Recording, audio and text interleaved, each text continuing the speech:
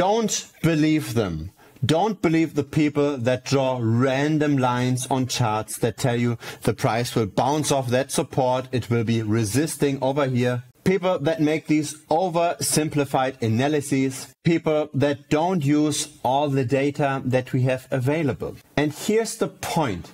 Especially in crypto, we've got a lot of data besides just price that we can use. And there are incredibly useful models that show us what is the smart money doing. What are the people doing that tend to sell high and buy low? What are the long-term holders doing that tend to just buy in every month, but that sell off once we rise? When are they actually selling? For this video, we've got three very good models. We've got the coin days destroyed, we've got the supply adjusted coin days destroyed, and we've got the value days destroyed multiple. I'll explain what all of those models do, I'll explain where they currently stand, and I'll also show how you can track that model.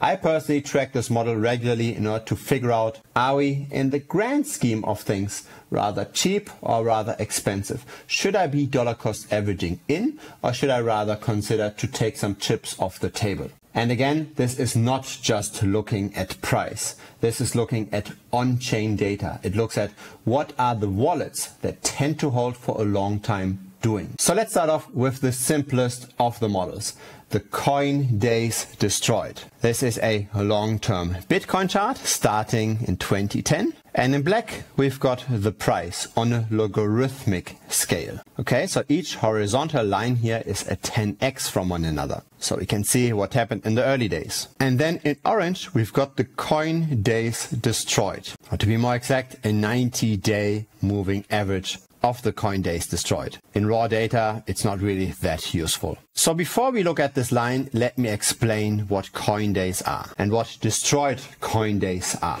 When you're buying one Bitcoin and you hold it in your wallet, then every day you're accumulating one coin day. So say after 10 days, you've got accumulated 10 coin days. If instead you do this with 100 Bitcoin, right? You buy 100 Bitcoin and you hold it for 10 days, then you accumulate 1,000 coin days, right? 10 times 100, 1,000 coin days. So we've got two parameters here, the length of how long you hold your Bitcoin and the amount of Bitcoin that you're buying. Now let's say after those 10 days, you sell it again. You transfer it to a centralized exchange again. You liquidate your Bitcoin. Now the Bitcoin has moved from one wallet to the next. The next wallet is accumulating those coin days again, but you have destroyed coin days because Bitcoin moved from one wallet to the next and a long holding period has been broken. The holding chain has been broken.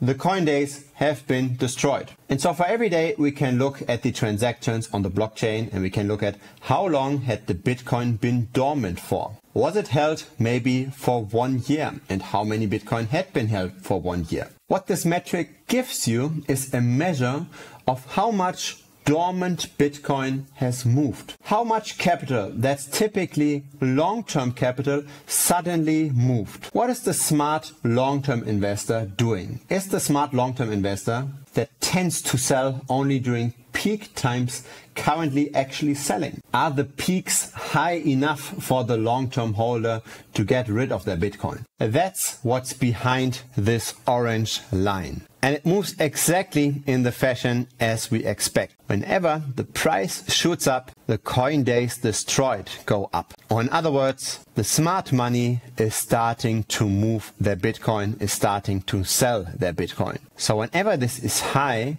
you want to be selling too. Because this is then when the price afterwards tends to fall again. Right, look at this over here. At 40k for Bitcoin, this peaked to similar levels to the end of 2017. So even though the price didn't 10x again from the prior high, we already saw at 40k that most of the smart money left. And of course we did see another peak again, right? Bitcoin went then from 40k to 69k. But the growth to 69k was way slower. It was way more choppy. So had you bought for those, say, 3 to 4K in the early days, had you accumulated in, dollar cost average in, and then you sold for 40K, you would be more than okay. You simply just have to follow the smart money. And this is what the CoinDays Destroyed shows us. But there's also a problem with that metric when we look closer. Look at how those peaks don't really align to one another, right? They're rising over here. Then they slightly fell over here. It's still hard to time this. We can see when it's shooting up. It's very hard to say when this is actually turning around. Now, why is this? Why did this rise so heavily in the first 8-9 years? It's because Bitcoin expanded quite quickly in supply, especially in the early days. So when there's suddenly double the number of Bitcoin floating around, of course you can destroy more CoinDays. It's to be expected that more CoinDays get destroyed over time as supply increases. So if you want to balance out those tops, you should probably adjust this for the circulating supply. And as mentioned at the beginning of the video, there is a metric just for this, the supply adjusted CoinDays Destroyed. And look how this is aligning slightly better. Not perfectly, but slightly better, right? There's 1, 2, 3, 4, 5 peaks that are aligning pretty nicely. Only the end of 2017 saw this overshooting to a degree. Now still, this is not a perfect model, and so people worked on further improving this. How about, instead of looking just at the raw CoinDays Destroyed, how about putting the short-term investments in relation to the long-term investments? In other words, when there is more attention on Bitcoin, of course more CoinDays get destroyed. But when it's all just short-term money that's moving back and forth several times a day, then it's not really useful. We want to know, at least relative to attention, what is the long-term money doing? Are the long-term holders selling? Or is this all just CoinDays Destroyed because of short-term speculative trading back and forth? And besides that, is a coin that had been destroyed when Bitcoin was just $10 really as valuable as a coin that had been destroyed when Bitcoin was at $10,000? Probably not, right? So what about also adjusting for the price? So we are not looking at CoinDays Destroyed. We are looking at coins times price destroyed. Or in other words,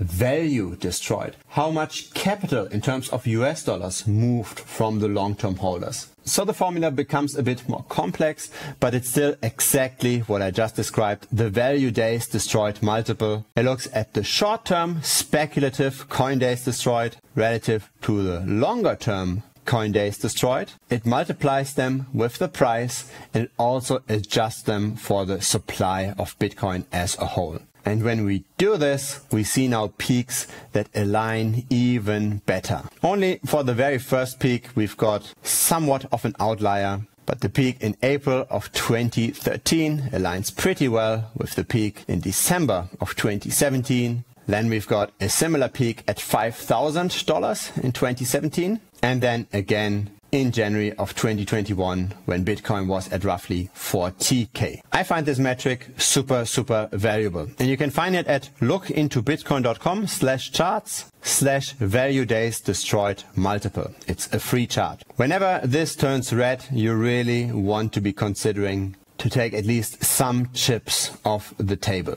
We are very far away from this. In other words, the long-term holders aren't moving their Bitcoin, they're rather accumulating, they're buying in more. But that's how you time tops. It's harder to time tops than it is to time bottoms, simply because we are at those lower prices for a way longer time period than we are at the higher prices. There's usually just a few weeks where there's hyper attention on crypto. But that's the short time window where we have to sell. And the value days destroyed multiple is a very good tool to time this. And so if you found this useful, please give this a like. And I will of course cover whenever we flash red in this metric again, so don't forget to subscribe as well. There's also a Telegram community that you might consider joining. Simply search for Bitcoin Strategy Channel within the Telegram app or click the link down below. I hang around there regularly, looking forward to chatting with you. Bye bye.